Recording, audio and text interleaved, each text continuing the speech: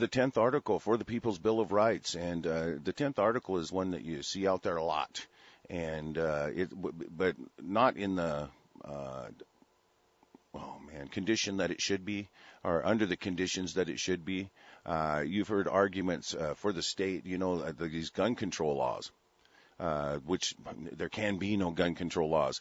But, they'll come out, well, if it ain't in the Constitution, the gun control, well, they have the power to do it. You've seen the laws down in California, the transgender laws, all of this shit, man. You've seen it. And let's look at the 10th article. The powers not delegated to the United States by the Constitution or prohibited by it to the states are reserved to the states respectively or to the people. Now, this is where the people say that the Bill of Rights, that doesn't apply to the states. Bull pucky. It's not true. It absolutely does. The 10th article makes it clear. The power is not delegated to the United States by the Constitution. So this is the powers not given to the Fed, nor prohibited by it to the states. What's that mean? Nor prohibited to it by the states. That means if a state like California starts attacking the 2nd article to the People's Bill of Rights, which is a part of that Constitution, it is the sworn duty of those bureaucrats in Washington. We've got occupation force. Again, it's hard to talk about these things when things have been turned 180 degrees around and they're not what they should be, or prohibited by it to the states. Gun control is prohibited by the Constitution to the states via the Bill of Rights, the 2nd article in particular. See, it says that, let's read it. We've gone over the 2nd article already, but let's just take a look here.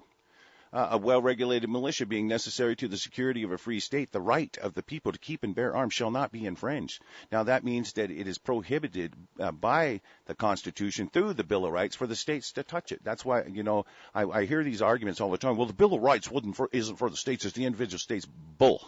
The states are formed as a union under the central contract known as the Constitution. Attached to that Constitution are these Bill of Rights, and it is prohibited by the Constitution for the states what California is doing is a blatant violation. We've talked about the civil rights movement of the 60s and how that government, boy, didn't they just jump on that? Man, they wanted to help those poor black people, didn't they? Or did they just want to try to set a precedence for violating the Bill of Rights? Each one of them, again, by the states, the Constitution already guaranteed the rights of the black people in the South under the Bill of Rights. And all it needed was for the Bill of Rights to be enforced. But they let the states, by the federal government, see, the federal government, there was nothing new, that they didn't have to write civil rights laws, these privileges granted that, not enumerated and not litigated through the Bill of Rights, so that they can make a law that favors somebody that does violate a right of another that's never been litigated through a jury. And this has become rampant across the country. This is a way we ended up with 1 million infringements against our rights. It says states are reserved to the states respectively or to the people. But again, this is where this binds it all together. And the people who wrote these articles, they were ingenious in how they put together our Bill of Rights. Because, what they'll jump on is the powers not delegated to the United States by the Constitution, the powers to, do anything that you want to the individual national. Well, the states can do it, just the federal government can't. No. The federal government can't do it because of the Bill of Rights and the common law, and the state government cannot do it because of that very federal Bill of Rights. This says that the federal Bill of Rights will forbid the states from, that takes away any power the states might think they would have had to violate the Bill of Rights as written in the federal Constitution. And to the states respectively, there was nothing, there's really nothing because the states were chartered under the Constitution, and each one of them, the state constitutions, had to pretty much read verbatim to the federal Constitution, the Bill of Rights in each state, except for mine. It used to be one page, and it read pretty much right along the lines of the federal Bill of Rights. But since we had a takeover in this country from the Californians who invaded here, the communists from California, Then they set up their citizens committees and all because it was all, I mean, the way they come at you. I mean, just like we were talking earlier about the blacks in the South, were they being wrong? Oh, yeah. But, it's that problem, reaction, solution deal. Who created the problem? Governments. And then you have a reaction because, you need a reaction so they, they bring it out in the public just like in the South, the wrongs being done. You can't walk into a restaurant. You got a separate bathroom. All of the outrages, all of the violations of the Bill of Rights. And then they say, well, this is a terrible problem. We're going to make some civil rights laws. No. All you have to do is enforce the 10th article to the People's Bill of Rights. As the federal government was sworn, actually, when they raise their hand, when they take their oaths, they're swearing that they're going to enforce that Constitution, aren't they? Or did I miss something here? Now, when they swear they're going to enforce that Constitution, if the marches happen like they did in the South, and then they show that the black people are being treated like third-class citizens, that not allowed to vote or whatever, not allowed to use the same restaurant. I mean, treated like a separate class. Well, that just cannot be because it is a violation of the Bill of Rights. But rather than going to somewhere like Alabama and Georgia and saying, well, you're in violation of the Bill of Rights, we got a 10th article violation against you here. The federal Bill of Rights protects these black folks here, and you are prohibited by that from violating their rights as guaranteed under that Bill of Rights. It's that simple. But, I mean, the attacks that we've seen upon the Bill of Rights and how they've been perpetrated are just endless. I mean, you can tell that it was the main notion as soon as the ink dried to get rid of it because the aristocrats did not want it because, man, they just could not stand the idea of just a common plebe, a coolie, a peasant, a peon, walking down the street having the same rights as a free gentleman. As an aristocrat, please, how can you have a society like that? And then, I mean, the one thing you should realize is that, around the time when the Bill of Rights was written, I mean, there was black slaves, there were white slaves, there were white people that were just the poor whites. You think that they had any more rights or leeway within the law than a poor black man? Because I'm here to tell you they didn't. I mean, under the Articles of Confederation that the so-called Revolutionary War, the hijacked uprising called the Revolutionary War, was fought under, unless you owned property, I mean, you had no rights. I mean, it was written right in the 6th article. If you held no property, you had no rights. Only people that had property were rights, and this is what they intended to carry over when they, surrendered. When the sword was surrendered to George Washington from King George, he was surrendering his charter, his authority in these colonies over to that army, that government that had put itself together, had just, materialized in the middle of an uprising. I promise you, people, there was no voting going on. They just said, well, we're the rich guys, and so we're making a new government. That's why you had the Bill of Rights. Because the people who had fought that war, they weren't the rich guys. Never is the rich guys fighting the war. I mean, I'll admit, old George Washington got some hole shot in his coat. There was a handful, and I mean a little prickly handful, that actually stood any hazard. The rest of them ran and hid and conducted their business, did business with the king right up until their individual states were declared. And, they declared the Declaration of Independence for that full year from 1775, April 1775 until July 4th, 1776. They were still doing business with the king. Who had money? That's who they'll do business with, and still the same today, and we all know it. Excuse me a second.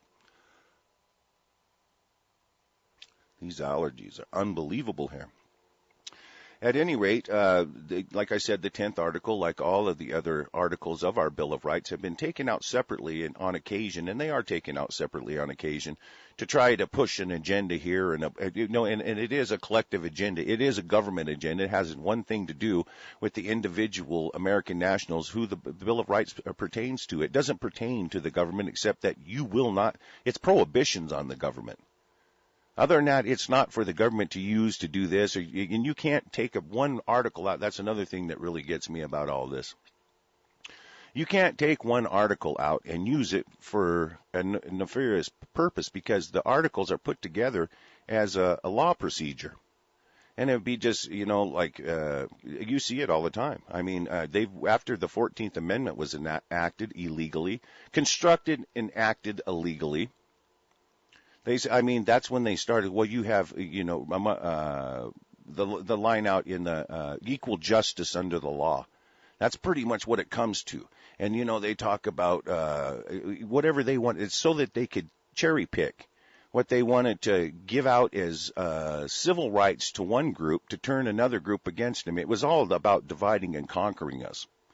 But again, you see, like the Fourth Amendment, you'll see, well, unreasonable searches, but I'm telling you, if you have a Fourth Amendment violation, you have a Fifth Amendment, Sixth Amendment, Seventh Amendment, Eighth Amendment violation, period. You have to, because when you deny due process when you deny any right, any of the maximums in the Bill of Rights, you buy the whole load. I mean, if you, let's say you deny somebody their right to assembly, you come and you broke up their assembly. You denied them their first article right to assembly. And see that, the second article, it's pretty much the only one that really stands alone because it's the enforcement mechanism in the Bill of Rights. It is how we enforce our law. The Third Amendment, it's something they threw in there for the times that are coming ahead of us, because we will see soldiers being quartered in our homes. They're taking whatever they want. They just walk up and take it without warrant. But you get a fourth article. I mean, you've got that first article violation. Somebody stopped you from assembling.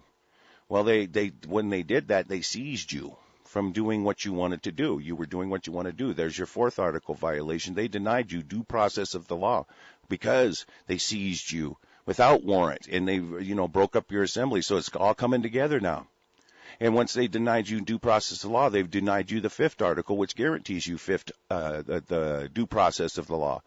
And once they've denied you that, once you've denied the due process is the Sixth, Seventh, and Eighth Amendment. So all of those have been denied. They don't just stand alone. I mean, they would like to separate them and say we're going to grant certain privileges, 10th article privileges to this group over here, and hopefully it'll piss this group over here off, and maybe they'll kill each other.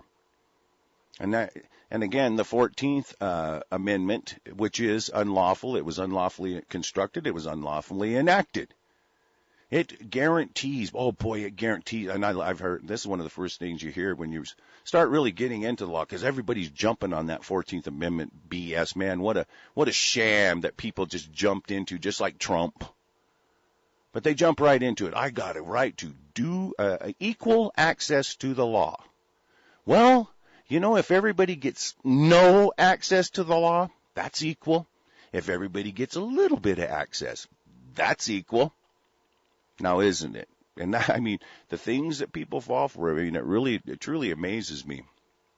And reserved to the states respectively, that allowed the people, it's all reverted to the people, because what this says is that the states can't touch your common law rights, your common law jurisdiction, your common law courts, which have all been removed. This is why this is an occupation in this country. But at any rate, if the people wanted to make, this is how we really started down this trail to where we're at today, and I really hate to think about it, but if you wanted to make your, city ordinances, your county ordinances, so long as they didn't violate the rights of an individual, which is impossible because they do at every instance. If you're not operating within the common law, you're violating it. But people being people, and they needed their avenue out, so I'm sure hard to tell who even threw that in there, because it was, prohibited by it to the states. That should have stopped it right there. Are reserved to the states respectively. No, the states reserved no power. The states can only have power through consent of the governed. That means the people have to, again, we've talked about it before. You want, let's say, garbage on the street. Everybody, people just throwing garbage down on the damn street. And then one person's picking it all up because they can't stand garbage on the street. And then garbage on the street really ain't a good idea, especially when you start a little garbage, you get a lot of garbage. Next thing you know, you're living in filth, and it becomes a health hazard. Oh, now it's a health hazard. So we got to make some kind of law against throwing your goddamn garbage in the street, because I guess people are just too ignorant or backward. I don't think they used to be. But I think that they have morphed into, through this total neglect of responsibility we see in this country, to people who would just fill the streets up with trash. I see it in the woods all the time. People just dump their garbage out in the woods. Well, it costs too much to dump it up at the dump. I mean, you got, and that shouldn't be either, because why does it cost too much to dump it up at the dump? Because, well, man, you got EPA, all of these agencies with all of these rules for dumping some damn garbage. And then it ends up costing you so much to dump garbage, you can't afford to dump your garbage, so people go out and dump it in the woods. Now, boy, that worked well, didn't it? But, I mean, it's all been designed around the pursuit of mammon, and we understand that. But back to the matter at hand. So you got this garbage problem in the street. Now, you can make a law saying, man, you get caught throwing garbage in the street, that's a $10 fine. You come and pay it you go down to the justice court and pay it to the justice of the peace. But you don't have to. I mean, all of these laws that were made were subject, it was all, just like your taxes. You're going to love this, people. It was all voluntary. Everything that you've seen had to all be voluntary. There was no other way it could be, because it couldn't operate within the common law. It couldn't be prosecuted within the common law, which the people were guaranteed. Excuse me. It's like we talked about the cuss jar in the bar. You know, everybody who cusses is going to throw a quarter in the kitty there, because we're trying to cut back on the cussing in the bar, and it's kind of a little exercise in community, I suppose. But, you start throwing the quarter in it, but when it comes to the day when you say, hey, you cuss, but the quarter, nah, I don't got a quarter extra, I need it for my drink. And, then there's a penalty. When the penalty comes in for these administrative ordinances, because they're all they can be is policy and ordinances, they cannot be law, because the law for the people is the Bill of Rights. It's plain and clear. We're self-governing. But when you start with that penalty phase, then you're getting the government in a position to seize you and seize your property in violation of your fourth article right without due process of the law. Now, you could say, well, they could charge you and take you to court. They saw you throwing that piece of paper down, and they sure as heck did. But you know what? I can put them to the trouble. I can insist that, one of you is going to step outside of being a city, county, or state actor, and you're going to have to come at me as a free national in your capacity as an individual free national of this country. That means you're going to go down and you're going to fill out the proper paperwork for, if it's a civil claim, you're going to claim that me throwing that piece of garbage down there in the street did you some sort of civil damage that you claim that you're going to litigate and prove in a common law court. You can do that. But it's just between you and me. The state, the city, the county, those are entities. They're pieces of paper. And the sixth article guarantees us the right to face our accusers. And, man, you put that piece of paper down, I can't talk to it. You see what I'm saying? There are all through the Bill of Rights, it's emphasized that, it's apart from the government. But they'll try to act like, the only part the government was to play in it was when they gave their first oath, when they stand up there, was to make sure it was enforced. They were there to enforce it, not to see if they could get around it, not to start whittling away at it and finally to remove it. That's what they told us, or told our people back then. You're forming a government to make a more perfect union, where your people's rights are absolutely, if we can find a way to enhance those rights, we're going to do it. And they have done exactly the opposite. And so we've ended up with exactly the opposite. We've ended up 180 degrees off of where we're supposed to be. So, again, the state actor, because that's all that they are, they are below the American national. They work for us. They're our lackeys, our flunkies. They've never liked it. One of the things back in the day when the transition was just going through, when they were removing the common law courts, I just used to love to say, hey, public servant. Call him, just public servant. You're my servant. I tell them, I would. And it was just, oh God, they hated it. And then when they finally got the Admiralty into place and their administrative courts into place under the Admiralty, I heard the first one tell me, not anymore. I'm telling you, this is the truth, people. And that was it was a fiduciary office, but it had been subcontracted out. I'd figured out already how they were doing it. But it had been I work for a contractor. I don't work for you, buddy. And that's where we're at today. It's all the fiduciary responsibility has been contracted out, but the people who contracted it out in your state, your city, your county, in the federal government, They knew that what they were doing was against the law because they were operating under a jurisdiction. They were putting a jurisdiction over the people that was forbidden because the Bill of Rights forbids it.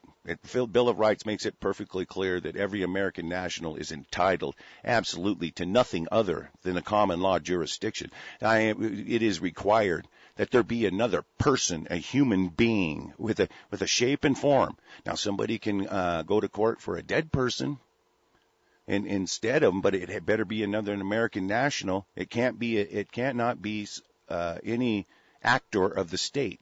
Because the piece of paper again is an entity. It's nothing. It's not human. That's why when they put this is a part of the transition, when they put in the law dictionaries that corporation is a person. No, they're not. I mean, this should have been the end of no, smack right in the face. You know better than that, and we both know better than that. And we know what you're trying to do, right? You're trying to tell this is so that you can prosecute me in an admiralty court using the color of law as a state actor. Exactly what my Bill of Rights was put in place to prevent, to forbid. And it should have been stopped right there. But the pettifogging Mobo Concepti lawyers and turners, the twisters of words, had already taken over. They had already removed our common law courts. Now that the outrages you see day by day, it's just, I mean, if their court, they would have never tried it when the courts were in place because we could have took them apart using our common law and our jurisdictions, which are superior. There is no government jurisdiction superior to the common law. That's why, again, this is why we're seeing in this fight over the invasion, the reoccupation of our country by these foreigners. You're seeing when these people should be in the admiralty because they're not American nationals. They have come here as an act of crime, which puts them right in the hands of the government, who is charged. One of the things we did charge them with was guarding our borders, guarding our sovereignty. And, of course, now these people, while we have been had our common law removed illegally, I mean as an act of treachery, as an act of oppression, have had our common law removed. Well, man, they're here. It's Superior Court convened today. Oh, really? Yeah. And they told the state Supreme Court they don't have any jurisdiction and they don't have any power, that they're going to make a ruling that goes over the Supreme Court. And yes, they can, but they can't do it. Only you and I can do it. It's being bastardized. It's being illegally used in an illegal manner because a state actor cannot convene a common law court.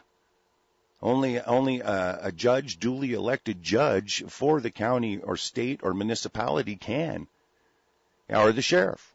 The sheriff can convene a common law court. He can convene a common law grand jury. But state actors cannot. That judge sitting in that Superior Court that said, you got to let this little invader stay because you're violating his rights, that he should be hung today. I guarantee you I could take him into a court of common law and put a rope around his neck. Easy beans. Anyways, guys, we're down at the bottom of the hour, and that's going to wind it up for the 10th article. And tomorrow we'll talk a little bit about how, again, today we started talking about how they all intertwine and enhance one another. I mean, it's an operating system, and you don't just take one of them and set it aside and say, we're going to have a to-do about this. And when the government does that, they are completely outside their jurisdiction. They are taking up one of your rights and pretending that they can litigate a single right outside the procedure that right is a part of. It's the best way I can explain it.